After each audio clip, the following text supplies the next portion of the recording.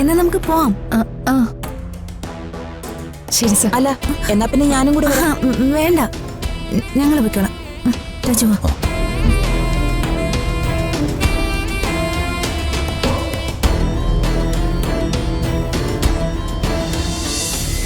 ഏതൊരു സ്ത്രീയും ശ്രദ്ധിക്കുന്നത് പുരുഷന്മാരുടെ വാക്കുകളിലല്ല, അവരുടെ കണ്ണുകളില. സാറിന്റെ കണ്ണുകള് തെറ്റ് ചെയ്യുന്നില്ല.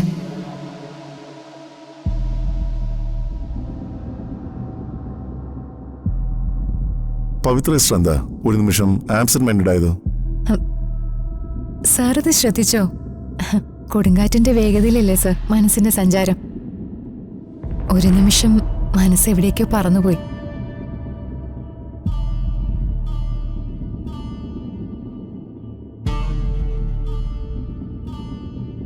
മോള് രാജു എന്താ ഒന്നും മിണ്ടാതെ?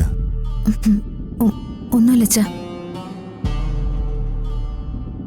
ഞങ്ങള് സിസ്റ്ററിന്റെ ഈ വാചകടിയും അംബിക മേഡത്തിന്റെ ചിരിയൊക്കെ കണ്ട് രസിച്ചിരിക്കായിരുന്നു.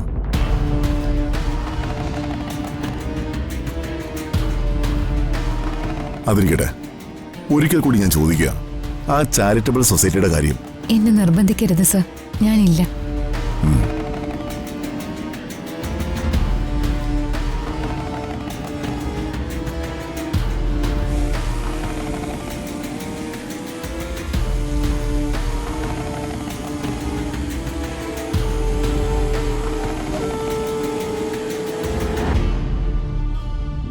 Thank you sir.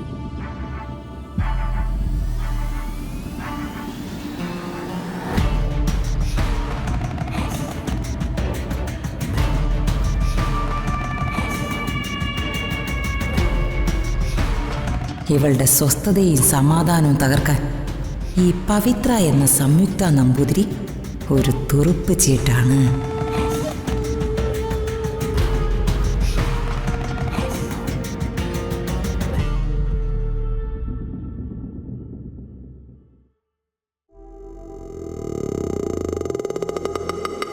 ഇതേപോലെ ഇടയ്ക്ക് സമയം കിട്ടുമ്പോൾ ഇറങ്ങണം കേട്ടോ.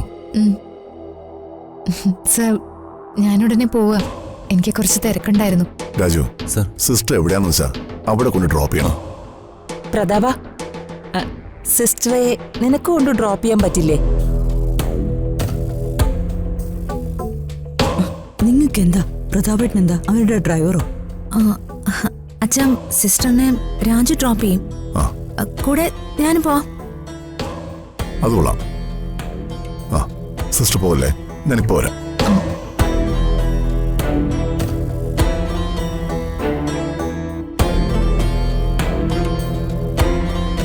ഇവനെന്താ മോതിരവും മറ്റും എടുക്കാൻ പോയതാണോ കൈമാറാൻ? എങ്കിൽ കാര്യങ്ങൾ വളരെ എളുപ്പമായി.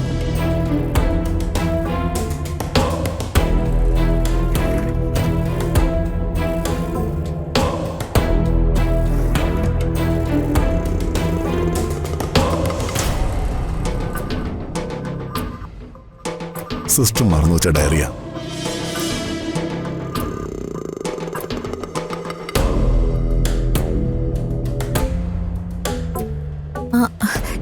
എന്നാ നമുക്ക് പോവാം.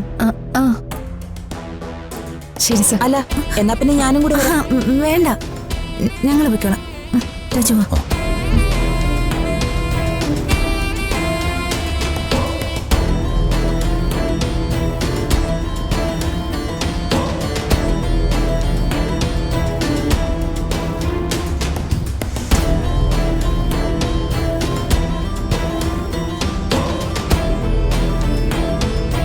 ചെന്തിട്ടക്കാട് മനയിലെ കുട്ടിയല്ലേ? അതെ, എനിക്കറിയാം. ചേച്ചി എന്നോട് ക്ഷമിക്കണം. ചേച്ചി മാത്രമല്ല, എല്ലാവരും എന്നോട് ക്ഷമിക്കണം. ഞാൻ ചെയ്തത് ഒരു ചെറിയ തെറ്റല്ലെന്ന് എനിക്കറിയാം. പക്ഷേ ജീവനെ പേടിയുള്ളതുകൊണ്ട് ആ അമ്പയ്ക്ക് വേണ്ടി ഞാനിതൊക്കെ ചെയ്തു പോയത്. എന്താണ് മാഡത്തിന് അവരോടുള്ള ഒബ്ലിഗേഷൻ? അത് തുറന്നു പറഞ്ഞ സോൾവ് ചെയ്യാൻ കഴിയുന്നതാണെങ്കിൽ നമുക്ക് സോൾവ് ചെയ്യാം. അയ്യോ, അതൊന്നും സോൾവ് ചെയ്യാൻ പറ്റാത്ത കാര്യങ്ങളാ. ഞാൻ അംബികയുടെ പിടിയിലായിപ്പോയി. അത് തുറന്നു പറയാൻ ഞാനിപ്പോ ആഗ്രഹിക്കുന്നുമില്ല. അത് തുറന്നു പറഞ്ഞ ജീവന് തന്നെ ഭീഷണിയാ. ഹ, ഈ നാട്ടില് നീതി നിയമവും അത് കൈകാര്യം ചെയ്യുന്നവരൊക്കെ ഇല്ലേ മാഡം? മാഡം എന്തിനാ അംബിക എന്ന ഒരു വ്യക്തിയെ പേടിക്കുന്നത്? അംബികയെ നിങ്ങളും പലപ്പോഴും പേടിക്കുന്നില്ലേ? ഇല്ലേ? ഉണ്ട്. അവൾ എനിക്ക് ചെയ്ത ഉപദ്രവങ്ങള് ചെറുതൊന്നുമല്ല. അതിലും അപ്പുറത്തായിരിക്കും ഒരുപക്ഷെ എന്നോട്. നീതിയും നിയമവും ഒക്കെ നമുക്കില്ലേന്ന് രാജു എന്നോട് ചോദിച്ചിരുന്നല്ലോ. പക്ഷെ അത് കിട്ടാൻ വേണ്ടി കയറി ഇറങ്ങുമ്പോ അറിയാം ഇതൊക്കെ ആരുടെ കൂടെയാണെന്ന്. പക്ഷേ ഞാൻ നിങ്ങൾക്ക് വാക്ക് തരുവാ, ഇനി ഈ കാര്യവും പറഞ്ഞ് ഞാൻ വർമ്മസാറിന്റെ മുമ്പിലേക്ക് ചെല്ലില്ല. ഞങ്ങൾക്ക് ആ ഒരു ഉറപ്പ് കിട്ടിയാൽ മതി. ഉറപ്പാ. വർമ്മസാറിനെയൊക്കെ ഞാൻ എത്രയോ ഏറെ ബഹുമാനിക്കുന്നതാ.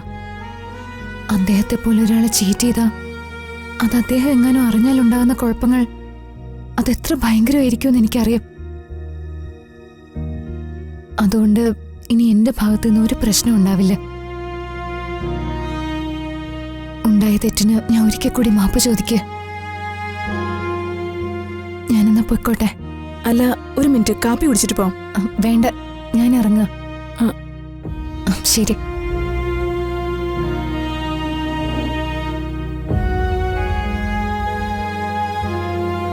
അതൊരു പാവം കുട്ടിയായിട്ട് എനിക്ക് തോന്നുന്നത്. കുഴപ്പക്കാരിയല്ല. പക്ഷേ അംബിക ഏതോ ഒരു കാര്യത്തില് ഇവരെ പെടുത്തിയിരിക്കുക. അതിന്റെ ബ്ലാക്ക്മെയിലാ ഈ നടക്കുന്നത്. ഇതിൽ നിന്നൊന്നും കരകയറാൻ സാധിക്കില്ല. ഞാൻ മാപ്പ് ചോദിക്കേണ്ടത് നിങ്ങളോടാ. അത് എന്തിന്? ബ്ലോക്കാക്കി വെച്ചിരുന്ന പ്രതാപേട്ടന്റെ നമ്പര് ഞാനല്ലേ അൺബ്ലോക്ക് ആക്കിയത്. അത് എന്നെ ഈ കുഴപ്പത്തിനൊക്കെ കാരണം. എന്റെ അമ്മേ, അങ്ങനൊന്നുമില്ല. ഇനി അതിനെക്കുറിച്ച് ഓർത്ത് അമ്മ വെറുതെ ടെൻഷൻ അടിക്കണ്ട. ആ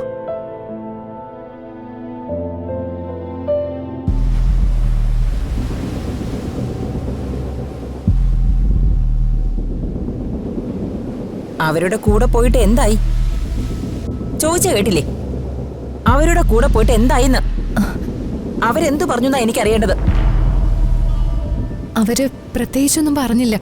ഓ, നീ എന്നോട് നുണ പറയാനും ശീലിച്ചോ? നീയേ നല്ലൊരു മനക്കില് പിറന്ന കുട്ടിയാണെന്നാ ഞാൻ വിചാരിച്ചത്.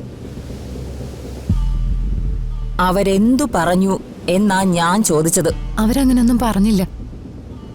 അവരൊക്കെ വളരെ നല്ല മനുഷ്യരാ. നല്ല മനുഷ്യരോ? അത് നിനക്കെങ്ങനെ അറിയാം? ദേ, അവരെന്റെ ശത്രുക്കളാ. എന്റെ ശത്രുക്കൾ നിന്റെയും ശത്രുക്കളായിരിക്കണം. അതെന്ത് ന്യായോ ചേച്ചി? നീ ഇപ്പോ ന്യായോ അന്യായോ ഒക്കെ എന്നോട് ചോദിക്കാൻ തുടങ്ങിയോ? നിന്നോടേ എനിക്ക് വളരെ സ്വാതന്ത്ര്യമുണ്ട്. ഞാൻ എന്തു പറഞ്ഞാലും നീ അനുസരിക്കൂന്നു എനിക്കറിയാം. അതൊരു പക്ഷേ എന്റെ ബ്ലാക്ക് മെയിലിംഗ് ആണെന്ന് നിനക്ക് തോന്നിയേക്കാം. പക്ഷേ ഞാൻ നിന്നെ ബ്ലാക്ക് മെയിൽ ചെയ്യുന്നതല്ല.